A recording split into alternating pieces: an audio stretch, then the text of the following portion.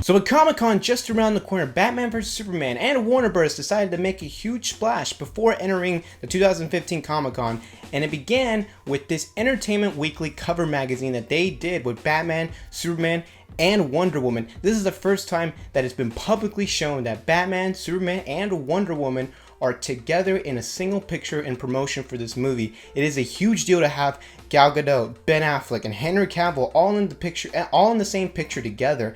And at this point, we've seen different promotional pictures of them separately. We've seen them kind of together, kind of photoshopped together, not necessarily completely together, but I believe that this picture is finally the first picture we've got to see of all three of the main characters in this movie together. There's been 5 other pictures released along with the cover photo of the new Batman vs Superman that kind of held similarity to a lot of different other media adaptations of Batman and Superman. We see Batman and Superman face up, obviously been done before, obviously been shown in a lot of different other things. But the biggest and interesting thing is that apparently Batman confirmed that he will be having kryptonite in the suit. So if Superman tries to pull anything really quickly, Batman's got kryptonite right up his sleeve. We all knew Batman was too smart to fight Superman head on without some kryptonite, because that's just foolish. He's the big boy in blue, he's gonna kick your butt either way. And Batman also in his large suit is facing off against Superman in the movie, and Henry Cavill and Ben Affleck should offer some interesting collisions between the two of them,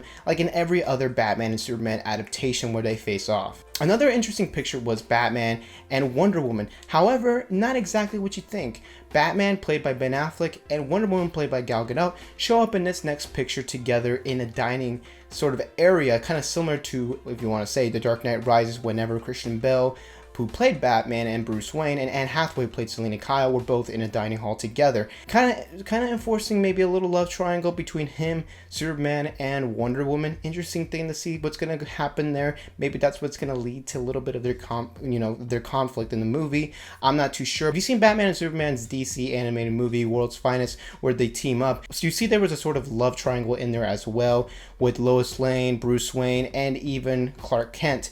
And that transpires in this movie as well by the looks of it. So interesting to see where they go with this possible love triangle. Not too sure, there's a lot to speculate. And so we get a similar picture that we saw in the trailer where Superman is basically surrounded by a lot of different people, I guess praising him, sort of like in a tribal setting. I'm not too sure if this is in a city setting or not.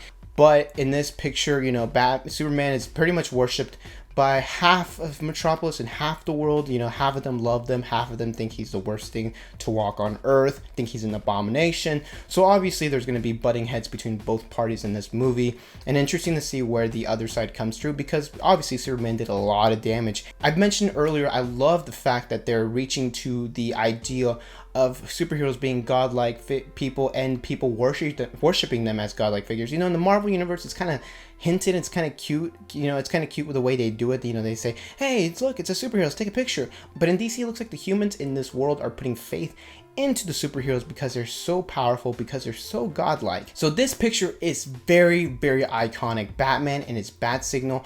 Obviously, he's signaling for Superman in this scene. He's in his suit. But like I said, it's iconic because Batman has so often used the bat signal to get himself to Commissioner Gordon. But it seems to be interesting here because there is no Commissioner Gordon here. And it seems that Batman is calling Superman to be one-on-one. Maybe the calling sign is more Batman setting out to Superman. It's like, hey, I'm here. Let's go at it. You and me. Let's see who's the best. And seems to be hinted at that this fight scene is going to take place in this area as well. It's raining. Batman's got a suit on. Everything's going on in this scene. So, like I said, this fight's going to be very intense, very brutal. I feel with Zack Snyder bringing in a lot of his style in the movie. We've seen him make that kind of style in Watchmen and 300. So he's definitely got a good piece for this style and what he's going for. And the fight should be very brutal. Undoubtedly, maybe second to Ben Affleck's, the most polarizing casting was Jesse Eisenberg as Lex Luthor. A lot of people were wondering, why not put in Heisenberg, Bryan Cranston as Lex Luthor? He's so perfect for the role, but I feel like Zack Snyder knows what he's doing when he casted Jesse Eisenberg. He wanted to make him more of a young Luke's Lex Luthor that kind of goes through insecurities and kind of falls through his own traps and learns from his own mistakes and becomes that genius that we all know and love. However, the interesting thing is that he's got a full set of hair in this movie. It's pretty short and kind of like a Kurt Cobain kind of a haircut, but you know, a lot of people have been making jokes about it. A lot of people have been giving Jesse Eisenberg some crap, the fact that he's in this movie, that he doesn't fit the role.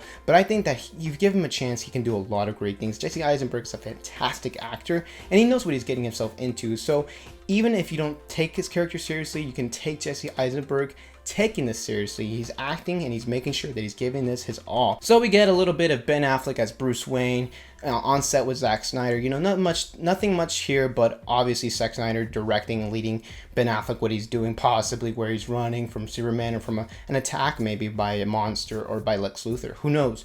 But you know, Zack Snyder has been through a lot. You know, he's been through a lot of scrutiny with Man of Steel. It's very polarizing, but I feel like in this movie he's starting really fresh and he's making sure that he's doing all the right things because he's seen how Marvel has been doing their Avengers. He knows exactly what they're succeeding at and what could possibly make them fail in the future. We've obviously seen what could possibly make Marvel fail in the future, but Zack Snyder's doing everything very differently than Marvel, which is fantastic because you don't want a carbon copy of the Avengers. You want something else. You want something different.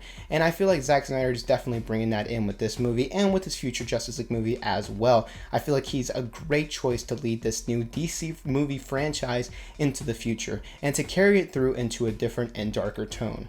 But I'm so excited to see this movie coming out in 2016, and I hope you are as well. So guys, comment below and let me know what you thought of these pictures. Do you think Ben Affleck looks weird as Batman still? Or do you think Gal Gadot looks fantastic as Wonder Woman? Let me know in the comments as well. Leave a like for this video if you can, that'd be fantastic. Check out some of our other videos here on this YouTube channel as well. This has been Joel from Real Talk. Go watch some movies.